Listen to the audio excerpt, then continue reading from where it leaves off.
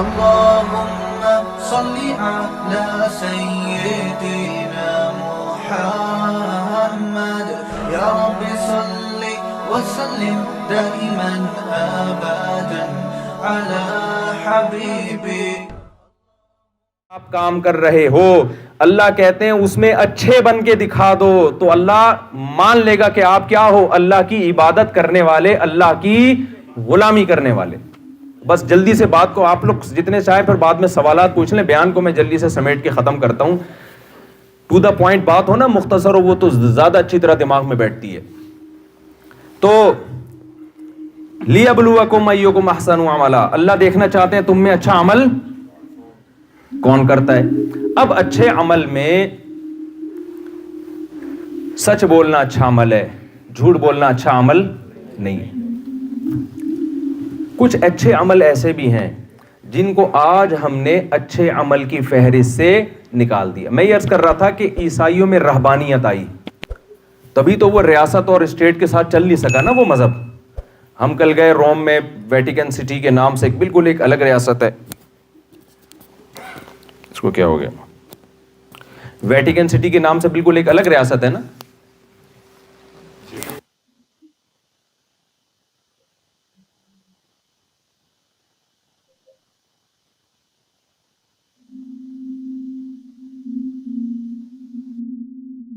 وہ سائنس اور ٹیکنالوجی کے ساتھ چل نہیں سکا، وہ مادی دنیا کے ساتھ شانہ بشانہ چل نہیں سکا. لیکن آپ کو پتا ہے اسلام جب دنیا میں آیا اسی کے بعد سائنسی ترقی کو عروج ملا ہے.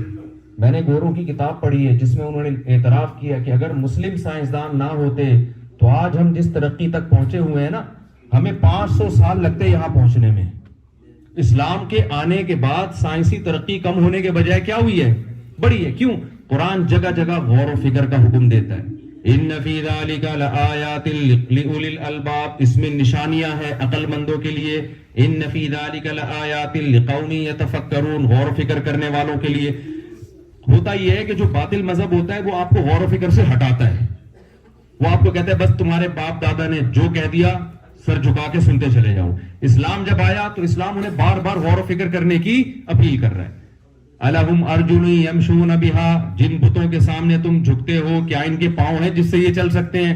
ام لہم اعین یبصرون بہا، کیا ان کی آنکھیں ہیں جن سے یہ دیکھ سکتے ہیں؟ ام لہم آذان یسمعون بہا، بتاؤ کیا ان کے کان ہیں جن سے یہ سن سکتے ہیں؟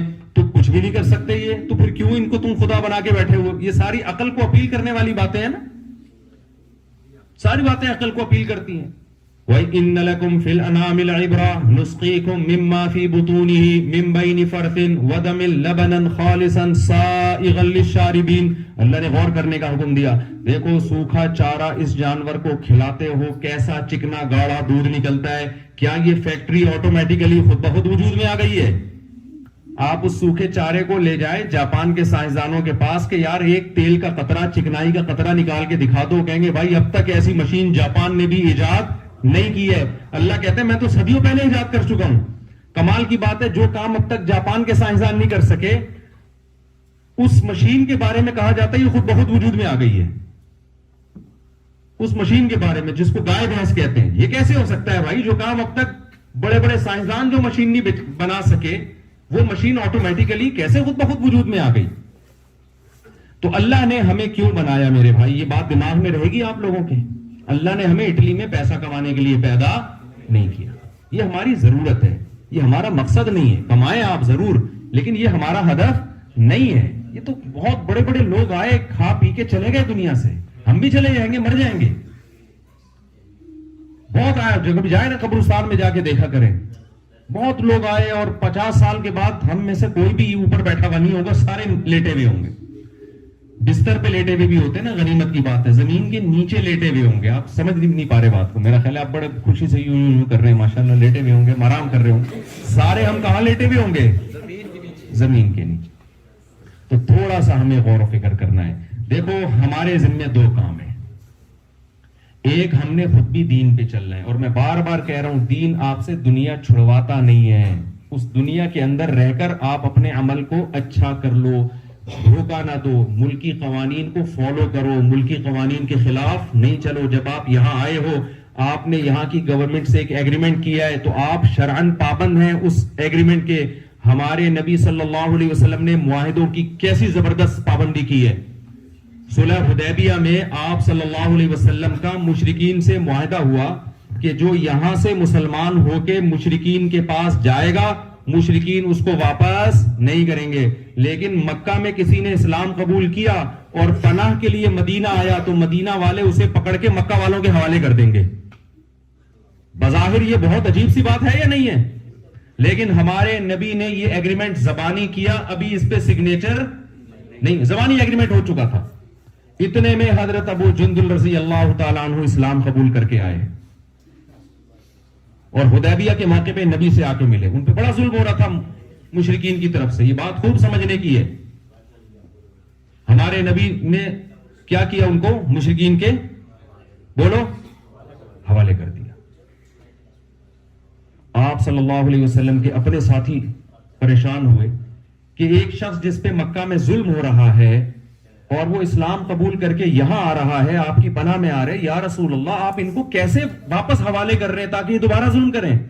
اور ابھی معاہدے پہ سگنیچر بھی نہیں ہوئے. لیکن زبانی, اصل تو زبانی معاہدہ ہے نا, جب وہ ہو گیا تو ہو گیا. مسلمان کی تو کہتے ہیں نا زبان ایک ہوتی ہے. لیکن کیا بہترین مثال محمد صلی اللہ علیہ وسلم نے قائم کی ہے کہ معاہدے کو پورا کرنا ہے, چاہے ہمارے فیور میں ہو چاہے ہمارے اگینسٹ ہو. اپنے ایمان والے ساتھی کو اس وقت کتنا مشکل کام تھا ایمان قبول کرنا, آپ نے پکڑ کے مشرکین کے حوالے کر کے ایک مثال قائم کر دی. آپ صلی اللہ علیہ وسلم نے فرمایا لِكُلِّ غَادِرٍ لِوَاءٌ يَوْمَ الْقِيَامَةِ, جو بھی معاہدے کو توڑنے والے لوگ ہیں قیامت کے دن ان کے ہاتھ میں ایک جھنڈا ہوگا, ساری دنیا کو پتا چلے گا یہ شخص غدار ہے, یہ معاہدوں کو توڑنے والا. آج دنیا میں جہاں بھی جاؤ بھائی, ہمارے انڈین اور پاکستانی اور بنگلہ دیشی لوگوں کے بارے میں ایک ہی بات ہے زبان پہ, یار دو نمبر ہی بہت ہے.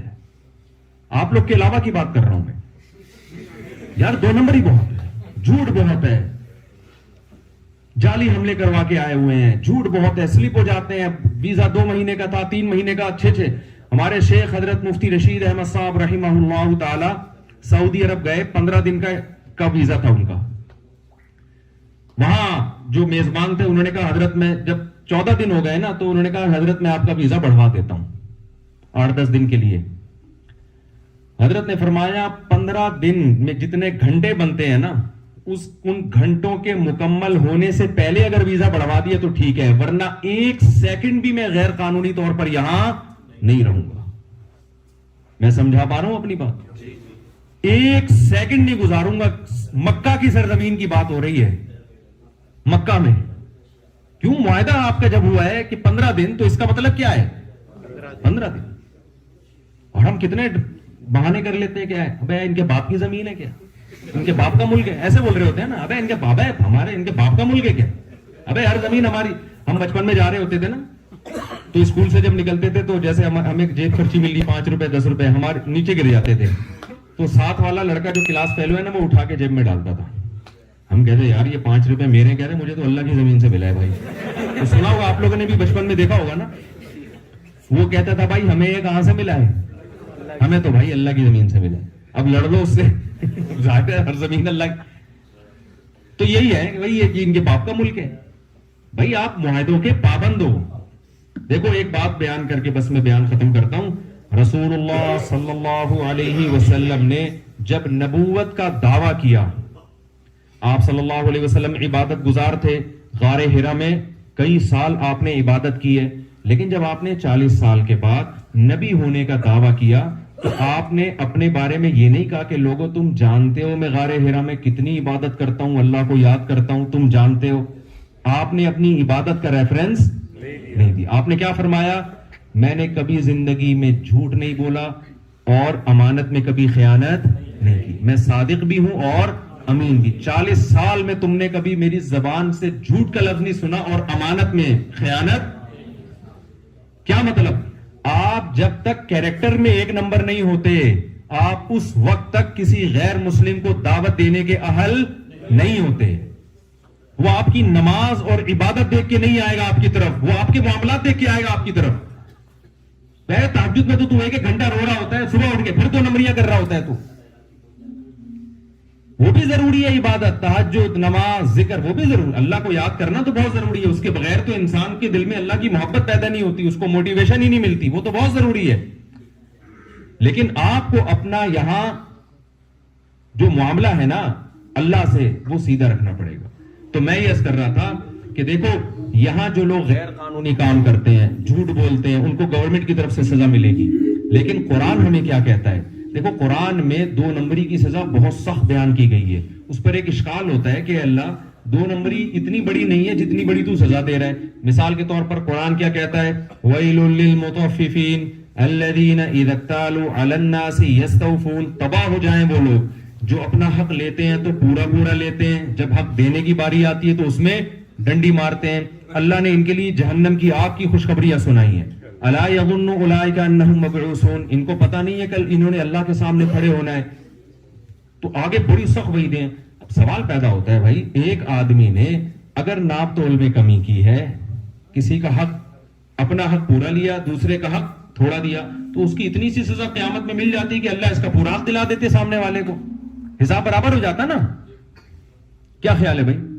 اسلام میں جو چوری کرتا ہے تو حکومت کو آرڈر ہے کہ اس کا ہاتھ کاٹے. عام آدمی کو اجازت نہیں ہے کہ کسی کا ہاتھ پر کاٹ دیں آپ جا کے. حکومت کو آرڈر کیا ہے کہ اسلامی حکومت ہو تو حکومت کو آرڈر کیا ہے؟ چور کا ہاتھ کاٹے. سوال پیدا ہوتا ہے کہ اس نے چوری 5,000 کی ہوگی، 10,000 کی ہوگی، اور ہاتھ 5-10 ہزار کا ہے، کروڑوں کا ہے، تو اللہ اس کا کروڑوں کا ہاتھ کیوں کٹوا دیتا ہے؟ اس کا جواب یہ ہے، یا انسان کسی کو قتل کر دے، اس کی دنیا میں سزا کیا ہے کہ قاتل کو پھانسی پہ لٹکایا جائے، اس کو قتل کیا جائے. لیکن قرآن کہہ رہا ہے نا نا نا، یہ تو دنیا کی سزا ہے. آخرت کی سزا ہے ہمیشہ کی آگ، ہمیشہ کی آگ ہے. کیوں؟ وجہ اس کی ہے، دیکھو اسلام میں جب آپ کوئی جرم کرتے ہیں نا تو یہ مخلوق کے ساتھ بھی ناانصافی ہے، لیکن جس خدا نے پیدا کیا اس کے حکم کی بھی نافرمانی ہے. تو آخرت میں جو اتنی بڑی سزا ملتی ہے وہ اس لیے نہیں ملتی کہ آپ نے مخلوق کا دل دکھایا ہے، وہ اس لیے کہ جس نے پیدا کیا تھا آپ نے اس کے حق کو ضائع کیا ہے. تو جتنا بڑا حاکم ہوگا اس کی نافرمانی کا وبال بھی اتنا ہی زیادہ ہوگا. تو مسلمان کو دیانتداری میں، سچ میں غیر مسلم سے کم 20 گنا زیادہ آگے ہونا چاہیے، اور مسلمان ان چیزوں میں 20 گنا پیچھے.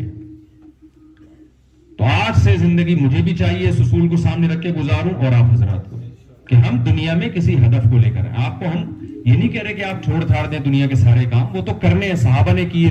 حضرت ابو بکر رضی اللہ تعالیٰ عنہ اور حضرت عثمان کی جو تجارت تھی کروڑوں اربوں روپے کے اثاثے تھے. ہم نے ہمارے یہاں مدرسے میں کیلکولیشن کی گئی ہے، تحقیق لگائی کسی کے ذمے کہ یہ بڑے بڑے صحابہ جو مالدار تھے نا، ان کے پاس سرمایہ کتنا تھا. تو آج کے دور کے لحاظ سے اربوں روپے سرمایہ بنتا ہے. ہمارے نبی نے کسی صحابی کو نہیں کہا کہ اتنا پیسہ کیوں کما رہے ہو، تو کبھی بھی نہیں کہا، کیونکہ اسلام میں پیسہ کمانا منع ہی نہیں ہے. اگر آپ جائز طریقے سے کما رہے ہیں، اس میں غریبوں کا حق رکھ رہے ہیں، رشتہ داروں کا حق رکھ رہے ہیں، تو اگر آپ جائز طریقے سے کما رہے ہیں تو ڈبل کما لیں. کس نے منع کیا ہے آپ کو؟ سلیمان علیہ السلام اللہ کے پیغمبر تھے یا نہیں تھے؟ ان کی شاہانہ زندگی قرآن نے بیان کی ہے کہ نہیں کی؟ اتنا عالی شان تخت رکھا ہوا تھا، کوئی کہہ سکتا تھا کہ حضرت آپ کو کیا ضرورت تھی اتنا عالی شان تخت رکھنے کی، اور ہیرے جواہرات آپ کے تاج میں جڑے ہوئے ہیں. ہمارے نبی صلی اللہ علیہ وسلم پیون زدہ کپڑے پہنتے تھے. سلیمان علیہ السلام بھی پیغمبر، محمد صلی اللہ علیہ وسلم بھی پیغمبر، دونوں اللہ کے نیک بندے. قرآن میں دونوں کی تعریفیں. ایک کو اللہ نے دولت دے کے آزمایا، اور ہمارے نبی صلی اللہ علیہ وسلم کی خواہش تھی کہ میں دولت نہیں رکھنا چاہتا، تو اللہ نے آپ کو آپ کی حساب سے زندگی عطا فرمائی. اس میں اللہ نے بتا دیا کہ نہ میری نظر میں پیسہ رکھنا برا ہے، نہ پیسہ نہ رکھنا برا ہے. میں تو یہ دیکھتا ہوں کہ اگر کسی کو میں نے مسکین بنایا تو غریب بن کے خدا کو راضی کرتا ہے، ناراض کرتا ہے. اگر میں نے کسی کو دولت دی ہے تو اس دولت میں اللہ کا حق وہ رکھتا ہے کہ نہیں رکھتا. قارون کو موسیٰ علیہ السلام نے کیا کہا تھا؟ احسن کما احسن اللہ الیک. بہت خزانے تھے نا قارون کے پاس، اس کے چابیاں جانور لے کے چلا کرتے تھے خزانوں کی. موسیٰ علیہ السلام نے قارون کو یہ نہیں کہا تو اتنا پیسہ کیوں کما رہا ہے، جب 2 وقت کی روٹی میں تیرا گزارا ہو سکتا ہے تو کم بخت تو اتنے اونٹوں کی چابیاں لے کے کیوں چلتا ہے. یہ نہیں کہا موسیٰ علیہ السلام نے. موسیٰ علیہ السلام نے اس سے یہ حکم دیا تھا احسن کما احسن اللہ الیک. جیسے اللہ نے تجھ پر احسان کیا ہے تو اللہ کی مخلوق کا حق بھی ادا کر، تھوڑا غریبوں کا بھی خیال کر لیا کر. تو اللہ کی نظر میں پیسہ کمانا بری چیز نہیں ہے. کمانے کے بعد اللہ کی مخلوق کو بھول جانا یہ برا عمل ہے. سمجھ میں آ رہی ہے بات؟ تو اب زندگی کا ہدف سامنے رکھ کے گزاریں. اور آخری سچی بچی کی آخری بات, آپ کہیں گے آخری کر کے مفتی صاحب کھینچے چلے جا رہے ہیں. دیکھو, جب اچھا عمل جو ہے نا اللہ کی محبت کے بغیر نہیں کر سکتا. دیکھو, انسان کوئی اچھا کام کرتا ہے یا تو اسے کوئی گورنمنٹ کی طرف سے انعام ملتا ہے, یا ماں باپ کی طرف سے, یا کوئی بھی اس کو موٹیویٹ کرنے والا ہو, کہیں سے انعام مل رہا ہو. یہ جو کھلاڑی کھیلتے ہیں اور جیتنے کی کوشش کرتے ہیں, اگر کوئی ان کا میچ ہی نہ دیکھے, کہیں خبر بھی نہ آئے, نہ ان کو کوئی انعام ملے, تو یہ محنت کریں گے جیتنے کے لیے؟ بھائی ان کو پتا ہے لاکھوں تماشائی ہوں گے کہ ہمارے چوکے چھکے دیکھیں گے, جیتیں گے تو عزت ملے گی, ہاریں گے تو ذلت ہوگی. تو یہاں سے موٹیویشن مل رہی ہوتی ہے نا. لیکن اللہ کو راضی کرنے کے لیے جو اچھا کام کی موٹیویشن ملتی ہے, جب تک اللہ کی محبت پیدا نہیں ہو انسان کو یہ ترغیب نہیں ملتی. کسی کی محبت میں انسان یا تو کام کرتا ہے یا کسی کے خوف سے کام کرتا ہے. تو اللہ کی محبت پیدا کرنے کے لیے بار بار اللہ کا ذکر کرنا, نماز قائم کرنا بہت ضروری ہے. اگر آپ نماز قائم نہیں کرو گے تو آپ کے دل میں اللہ کی محبت نہیں پیدا ہو سکتی. تو اس کے لیے اللہ نے ہم پر کتنی نمازیں فرض کی ہیں؟ 5 نمازیں. یہ اسلام کا رکن ہے, ریڑھ کی ہڈی ہے. جیسے ریڑھ کی ہڈی کے بغیر کبھی کوئی آدمی آپ نے دیکھا کہ لکڑی لگا کے گھوم رہا ہو, بھائی اسٹینڈ سے اپنے آپ کو فٹ کیا ہو, کبھی دیکھا آپ نے؟ تو نماز کے بغیر اللہ ہمارے اسلام کو ماننے کے لیے تیار نہیں ہے. من ترک الصلاۃ متعمدا فقد کفر, صحیح حدیث ہے. جس نے جان کر نماز چھوڑ دی اس نے تحقیق کفر کیا. قد کا مطلب ہوتا ہے یقیناً کفر کیا اس نے.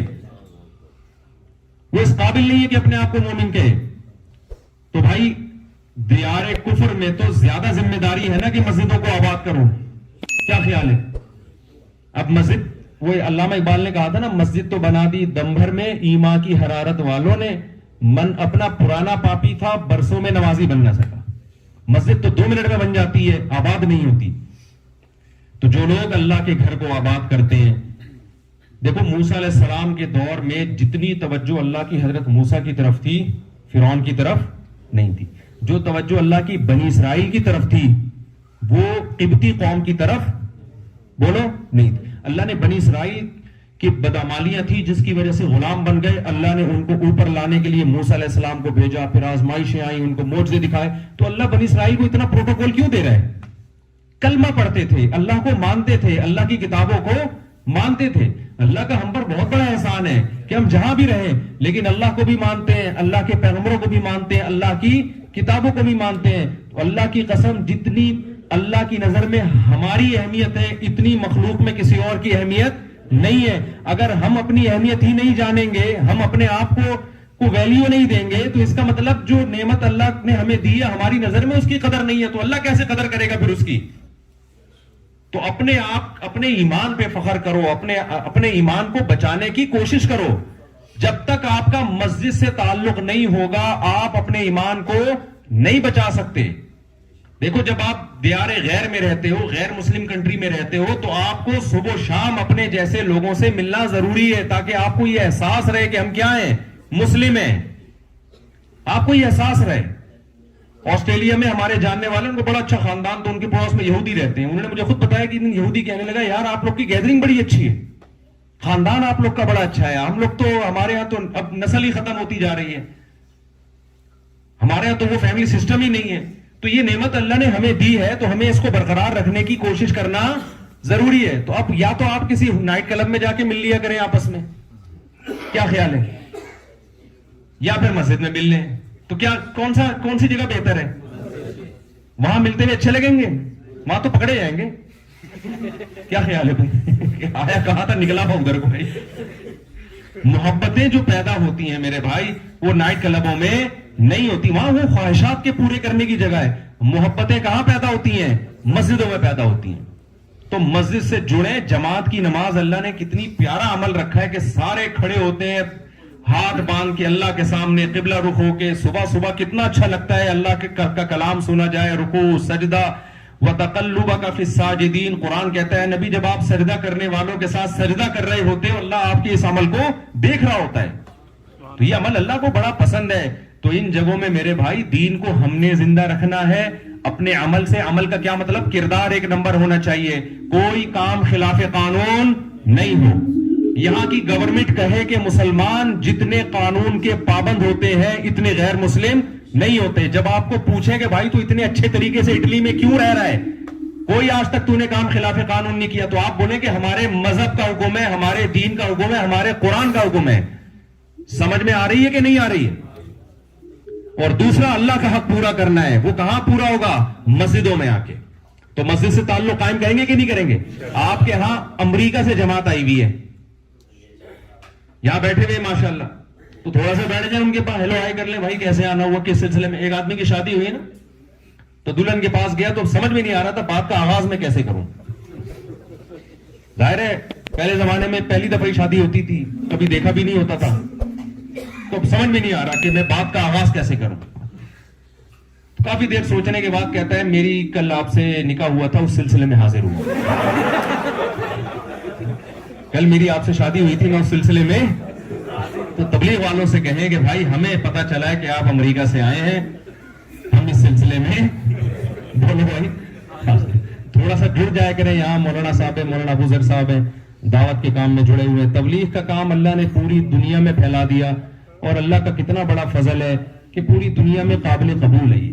ابھی تو سعودی عرب میں بھی سنا اجازت دیتی ہے.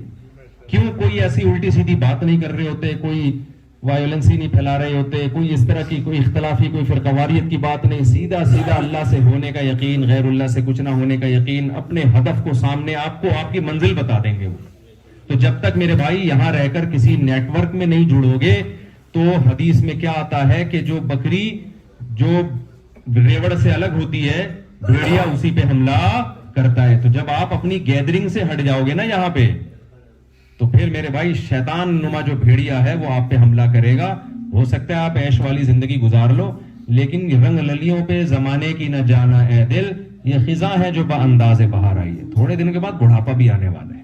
یہ جوانی کی مستیاں بہت جلد مارکیٹ سے شارٹ ہونے والی ہیں. تھوڑا سا وہ ایک ایپلیکیشن آتی ہے, تصویر کھینچو, آتی ہے نا ایپلیکیشن, تصویر کھینچ کے اس میں دیکھو کہ میں بڑھاپے میں کیسا لگوں گا. آپ کو خود اپنے اوپر ترس آئے گا, آپ کا دل چاہے گا ان سے دم کرواؤں اپنے اوپر. اور کسی نے کہا ہے کہ بڑھاپے میں اور جوانی میں کیا فرق ہے. جوانی میں آپ کے پاس حسینوں کے نمبر ہوں گے, بڑھاپے میں حکیموں کے نمبر ہوں گے. تو یہ بہت جلد آنے والا ہے. نبی صلی اللہ علیہ وسلم نے فرمایا 7 آدمی قیامت میں اللہ کے عرش میں ہوں گے. شاب نشأ فی عبادت اللہ عز وجل, وہ جوان آدمی جس نے جوانی میں برائیوں سے بچاؤ. تو آپ یہاں اٹلی میں رہ کر آپ برائیوں سے بچو. آپ ان غیر مسلموں کے لیے پیغام بنو گے یار, مثال بنو یار. یہ اپنی بیویوں سے وفا کرتے ہیں, یہ اپنے بچوں سے وفا کرتے ہیں, یہ جس ملک میں رہتے ہیں اس ملک سے وفا کرتے ہیں, یہ لوگوں سے وفا کرتے ہیں. یہ آپ ایک میسج بنو گے لوگوں کے سامنے. اور اگر اخپل طریقے سے زندگی گزارتے رہے, بس میرا آفس, میرا دفتر, کسی طرح یار 2 نمبری کروں, ادھر سے پیسہ بچا لوں, ادھر سے بچا لوں. ہمارے یہاں تو ٹریول ایجنٹ اتنا پیسہ کھا کے نا لوگوں کو جھوٹ موٹ کے, وہ میں اکثر لطیفہ سناتا ہوں, آپ لوگوں نے شاید نہیں سنا ہو. ٹریول ایجنٹ بھی بھیجتے ہیں نا دوسرے ملکوں میں غیر قانونی. تو وہ ہمارے ہاں جو ہے نا, پہلے دبئی جانے کا بڑا ٹرینڈ تھا, مسقط, دبئی, قطر. تو وہ کیا کرتے تھے, کراچی کے سمندر پہ ٹریول ایجنٹ پیسے لے کے نا کشتی میں بٹھا کے گھما پھرا کے لا کے گوادر پہ اتار دیتا تھا. اب ایسا ہی ہوتا تھا نا کہ سمندر میں جانے کے بعد کیا پتا چلتا ہے کون کدھر جا رہا ہے. تو ایسے کسی ٹریول ایجنٹ نے پیسے لیے تھے, چل بھائی تجھے میں مسقط پہنچاتا ہوں, وہاں گھما پھرا کے سمندر میں بیچ میں لا کے گوادر پہ اتار کے ریگستان میں بولا بھائی خود تلاش کرا کے. اب وہ بیچارہ پریشان نہ کہ یار مسقط کدھر ہے. تو اسے ریگستان میں ایک بندہ ملا, کہنے لگا یار مسقط کا پتہ بتا دو. کہ کہتا ہے پتہ نہیں, میں تو خود قطر میں گھوم رہا ہوں.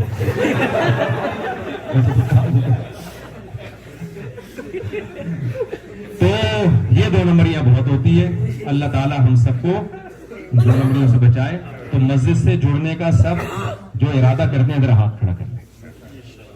اللہ مجھے بھی توفیق دے, آپ حضرات کو بھی. اگر میرے بیان کا صرف اتنا آپ نے عمل کر لیا نا کہ مسجد سے جڑنا سیکھ لیے, تو بس میں سمجھتا ہوں کہ یہاں جو اس بیان کا مقصد ہے وہ انشاءاللہ حاصل ہو جائے گا. باقی چیزیں جب جڑتے رہیں گے تو خود بخود سمجھ میں آنا شروع ہو جائیں گی. اللہ تعالی ہمیں سمجھنے کی, عمل کی توفیق عطا فرمائے. وما علینا الا البلاغ. الحمدللہ رب العالمین, والعاقبۃ للمتقین, والصلاۃ والسلام علی رسولہ الکریم وعلی آلہ وصحبہ اجمعین. ربنا آتنا في الدنيا حسنة وفي الآخرة حسنة وقنا عذاب النار اللهم إنا نسألك من خير ما سألك منه نبيك محمد صلى الله عليه وسلم ونعوذ بك من شر ما استعاذك منه نبيك محمد صلى الله عليه وسلم أنت المستعان وعليك البلاغ ولا حول ولا قوة إلا بالله صلى الله تعالى على خير خلقه محمد وعلى آله وصحبه أجمعين برحمتك يا رحمن